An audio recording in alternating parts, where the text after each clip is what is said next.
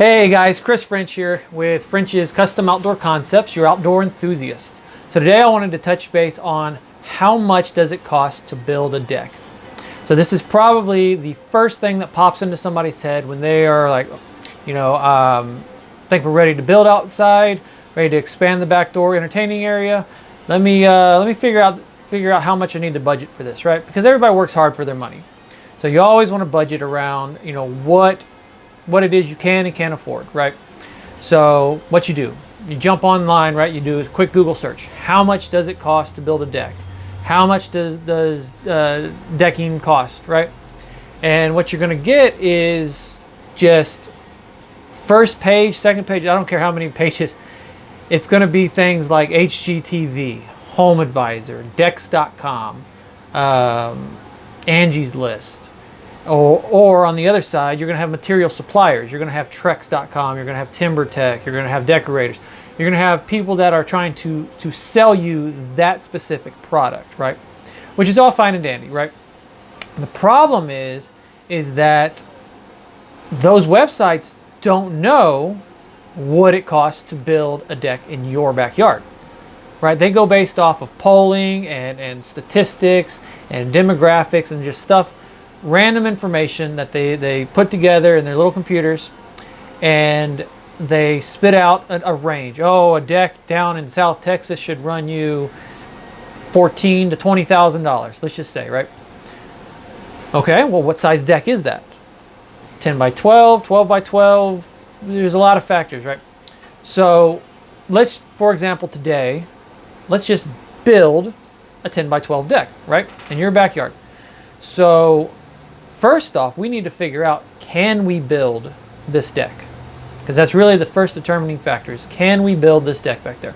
And the way that we figured that out is we need to see a copy of your survey plot. And it's an overhead view of your land, and it's going to show where your house is, driveways, electrical easements, sewage easements, things of that nature, right?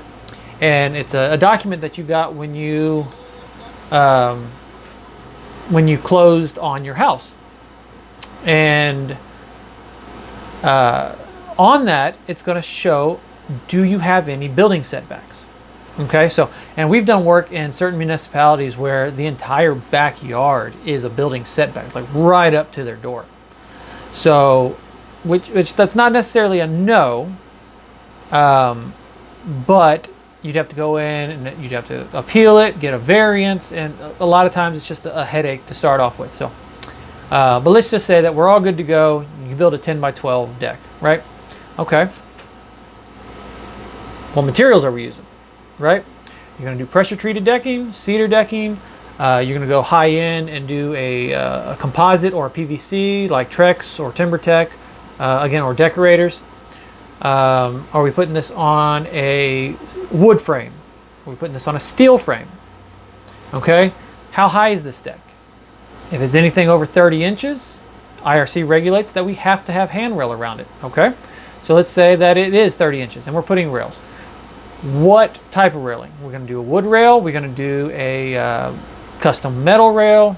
Maybe you wanna keep the views, maybe we'll do glass panels out there for you. Access on and off the deck. Again, let's say that we are 10 feet up in the air, okay?